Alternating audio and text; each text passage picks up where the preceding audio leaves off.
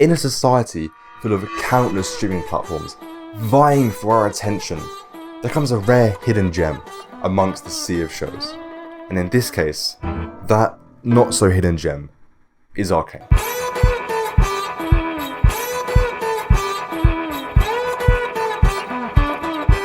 With its stunning visuals, captivating stories and rich characters, Arcane has left an indelible mark on the animation landscape, but also the landscape of modern television. First, let's answer the question. Is Arcane truly worthy of all the praise it's received, or has it perhaps fallen victim to the hype and become overrated? Neither. If anything, I think the show is underrated. I don't think most viewers truly appreciate what it is they're witnessing, and how well thought out Arcane truly is. The details and intricacies within the visuals, music, characters and story often goes over the viewer's head. I found so much more in the show the second time I watched it. There's just so much that you miss. In this video, we'll delve into the reasons behind its widespread acclaim, covering the 6 bases I think make it as good as it is. The most apparent feature Arcane has setting it apart from all other shows is its unique visual style. A seamless blend of hand-drawn 2D animation with cutting-edge computer-generated imagery. This fusion of traditional and modern techniques creates a visual experience that is both nostalgic and groundbreaking, paying homage to the roots of animation while pushing the boundaries of what is possible within the medium. The animation in Arcane is fluid, elevating the action sequences to a whole new level of excitement and intensity.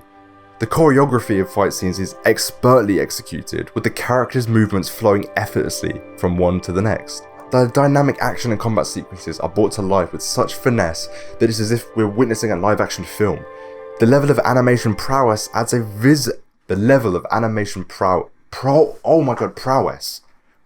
This level of animation prowess adds a visceral element to the show, making the action feel more palpable and engaging. The attention to detail in the environments of the show is just incredible, whether it's the towering cityscape of Piltover or the sprawling undercity of Zorn. Each location is imbued with a distinct atmosphere that complements the story's mood and themes. The use of lighting, shadow, and weather further enhance the show's immersive quality, making the world of Arcane feel tangible and lived in. The environments serve as a canvas for which the characters' stories unfold, immersing the audience in both a world that feels fantastical and believable. The animator's skill at crafting expressive facial animations is one of the standout features of the show. Characters convey a wide range of emotion through subtle facial movements that allow the audience to connect on a deeper level. From the smallest twitch of an eyebrow to the eyes widening a moment of awe, every single nuance of emotion is perfectly portrayed. It's rather difficult to truly articulate exactly what makes Arcane so beautiful to look at,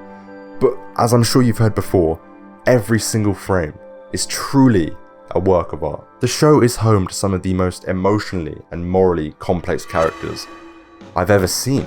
The only other show akin to this level of depth is BoJack Horseman. Every single character in the show is multi-dimensional, each with their own flaws, fears, motivations, and growth. Even the side characters you get less than 30 minutes of screen time feel, for lack of a better word, real. They're all so complex with intricate personalities, which are not just conveyed through dialogue, but also the story as a whole, their decisions and actions. The show doesn't limit itself to the dichotomy of good versus evil. Not one character is blatantly good or blatantly bad. They're all morally ambiguous. Now obviously some characters are more good or more evil than others, but the show really focuses on the idea that there isn't really right or wrong. All the characters in the show are doing what they think is right. The audience decides whether or not it is. And not only are the characters doing wrong in an attempt to do right, but they're all justified in their actions. Each character has a rich backstory and rich personality. They never do anything they deem as strictly wrong, even if the audience might. This makes the vast majority of characters land in that moral grey area. Although they're doing bad things, we as the audience understand why it is they're doing them. One of the best examples of moral ambiguity is my favourite character, Victor. Editing Jack here again. I'm re-recording this because I didn't record my mic. Spoiler warning. by the way. Probably should have mentioned that a little bit earlier in this video since there's already been some spoilers, but now we're getting a little bit more major with the spoilers. I mean, it's nothing that will completely ruin the show. I'm gonna delve into a little bit of some characters' stories. Also, just generally, a bit of a spoiler warning just throughout this video. There's nothing too major. I don't completely ruin the entire show, but there's a couple clips I'm gonna show, some stuff I might talk about which are probably somewhat minor spoilers, but it's nothing that will completely decimate the viewing of the show. I highly recommend a completely blind viewing, so now's a good time to click off and watch the show, but I know no one will, so yeah, let's just continue with the video. I don't know what I'm saying, let's go. He is first introduced to us as a brilliant scientist who helps Jace invent Hextech, but we quickly learn that Victor has a terminal illness, and once Jace becomes a council member, Victor is left alone to work on Hextech. We begin to see him use the Hex Core for his own personal gain in an attempt to cure his illness. The path quickly gets darker and darker as we see Victor attempt to improve. We see the questionable choices and sacrifices Victor makes, warranted or not. Whilst we're happy to see Victor thriving and growing stronger, an uneasy feeling sits with us while we watch his descent. We question how far he's willing to go. It begins to beg the question, is Victor's pursuit of self-improvement and personal gain justified? Or has he crossed the line into morally reprehensible territory? As viewers, we find ourselves grappling with conflicting emotions, torn between admiration for Victor's brilliance and ambition, and concern for the ethical consequences of his actions. And just to top his character off, he's self-aware of all the morally questionable choices he's making. In the pursuit of great, we fail to do good. A is for apples, and B is for bars. I think this is as good a place as any to comment on the voice acting in this show. Brev, it is also superb. I've never quite seen anything like the ending of episode 3. Powder's scream when Vi leaves her is so intense. I'm not gonna cap, I was straight bawling at the end of that episode. I was sobbing. That was something else. Arcane storytelling is a masterclass in narrative structure, weaving together a tapestry of emotions and intrigue. From the very first episode, the show's narrative grips your attention, leading you on a roller coaster of emotions as you explore the multifaceted world of Piltover and Zorn. One of the standout elements of Arcane storytelling is its ability to subvert expectations and challenge conventional tropes. The show is unafraid to take risks, delving into dark and complex themes that are rarely explored in animated series. By doing so, Arcane elevates its storytelling to a level that transcends age demographics, appealing to both younger and mature audiences alike. The plot unfolds like an intricate puzzle, with each episode offering a new piece to the larger narrative. As secrets reveal, alliances form and break, and characters undergo transformative arcs that leave an indelible impact. The show's pacing is deliberate, allowing for deep exploration of character motivations and development while maintaining an engaging momentum that keeps viewers eagerly anticipating the next twist and turn. Another strength of Arcane storytelling is its portrayal of interpersonal relationships. The dynamics between characters are layered and nuanced, showcasing the complexities of human connection. Whether it's the sisterly bond between Vi and Powder, the mentorship of Vanda towards the orphans, or the fractured alliances between various factions. Each relationship is fleshed out with emotional depth and authenticity. In addition to its character-driven storytelling, Arcane skillfully integrates action sequences that are as breathtaking as they are pivotal to the plot. Each battle, chase, and skirmish serve as a purpose beyond the spectacle, driving the narrative forward and reflecting the character's growth and choices.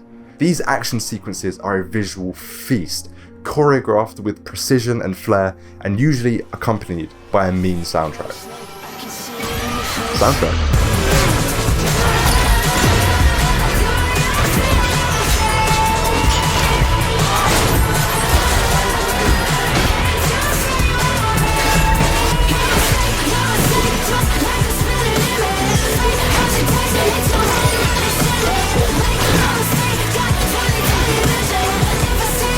Oh my god, bruh. The music in this show slaps so unbelievably hard. All the music, by the way, was written by Riot themselves, who then go to artists who essentially covered a song for the show. This only reinforces the idea that Riot is actually a music production company that makes games and TV shows to promote their music. I'm almost fully convinced at this point. Not only does the soundtrack go hard, but the score? God damn!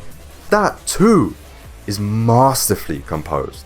Every single scene, all the music fits perfectly with the story and the scene it's accompanying. It almost feels like you can listen to the Arcane album and get the whole story. Furthermore, the music in Arcane is expertly synchronized with the show's animation, creating a seamless fusion of sight and sound. The rhythmic interplay between action sequences and the accompanying score intensifies the excitement and tension, pulling you deeper into the heart of the action. The show's music goes beyond being mere background accompaniment and becomes a character in and of itself. It conveys emotions and character arcs, becoming a driving force behind the storytelling. Whether it's the mournful strings during moments of tragedy or the pulsating beats during intense conflict, the music in Arcane heightens the emotional stakes. One of the standout features of Arcane's music is its ability to create distinct identities for both Piltover and Zorn, which leads me perfectly onto my next point. World building in Arcane is nothing short of a marvel, laying the foundation for a captivating and immersive experience.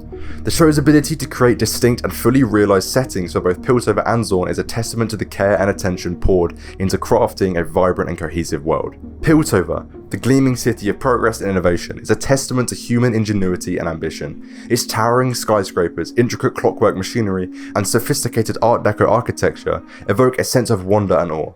The city's advanced technology is complemented by the opulent fashion and refined social customs, creating a visual splendor that captivates the eye. In contrast, Zorn is an industrial labyrinth, fueled by innovation, desperation, and survival. The cityscape is a mesmerizing display of pipes, smokestacks, and dilapidated structures, casting the streets in an eerie and mysterious light. Zorn's underworld is a haven for inventors, experimenters, and those left behind by progress, giving rise to a diverse array of characters and subcultures. The attention to detail in both cities is awe-inspiring. Each corner of Piltover and Zorn feels alive, with bustling marketplaces, bustling factories, and diverse neighborhoods that paint a vivid picture of daily life within the metropolis. The cities themselves are not merely backdrops, but living entities that shape the characters and events, becoming integral to the story's narrative. Beyond the physicality of the cities, Arcane also delves into the cultural, political, and social complexities that exist within them. The show explores themes of class struggle, privilege, and the consequences of technological advancement, offering a thought-provoking reflection on real-world issues. Speaking of political and social complexities, I don't really think I'm in any position to talk about representation as a straight, white man. But in my opinion, they did a fantastic job. I think the fact that not once did I think about the gender, sexuality, or race of any characters means they smashed it. So many other movies and TV shows fumble the bag so hard when it comes to representation. They try way too hard and are just forcing their ideas down your throat. For example, Captain Marvel. She is very little but a strong female character. She lacks any real depth or flaws. She was just handed her powers, didn't do anything to earn them, and Marvel thinks that's how you write strong female characters? Make them powerful, make them a woman, you're diverse. No, that's not how it works. If Captain Marvel was a guy, they would be such a shallow character. There would be next to nothing there from a writing standpoint. But with the characters in Arcane, they're so much more than their gender or their sexuality or their race. The way I think about it is if you changed the gender, sexuality or race of any character from Arcane, they would stand completely as themselves. They're so layered and intricate. Anyway, I'm not really sure how to end this segment, so I'm not going to. Yes, I do believe that you can change the gender of any character, but that's not to say that gender isn't important in Arcane, because, in all honesty, it is.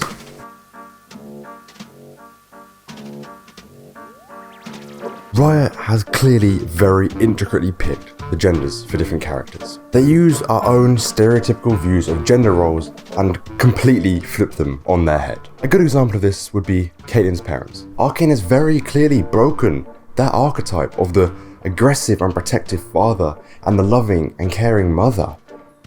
And the fact is, I didn't even think about it. They so seamlessly altered what is currently an underlying concern within our own society. Mel's mother is another really good example of a complete subversion of gender roles, and so is Mel to a certain degree. And I think this speaks to the wider Arcane universe, because this isn't the only time that a situation like this occurs in the show. Caitlyn and Vi's relationship is another excellent display of this subversion of our own societal expectation from media. Not that we haven't seen representation of the LGBTQ+ community in other media, but in my opinion, it's never been so smooth, seamless, frictionless. At no point in the show did the thought of their gender or sexuality ever cross my mind. I was just invested in their relationship. Not to say that I usually think about gender or sexuality of characters, but sometimes you don't have a choice. A lot of shows make a point of representation, but Arcane uses representation to make a point. Arcane doesn't have gender roles or sexuality. People are who they are. People do what they want. People want who they want. And there's no questions asked at any point. So, whilst the characters in Arcane are clearly bigger than their gender or sexuality, it's obvious that those things were clearly considered when making the show.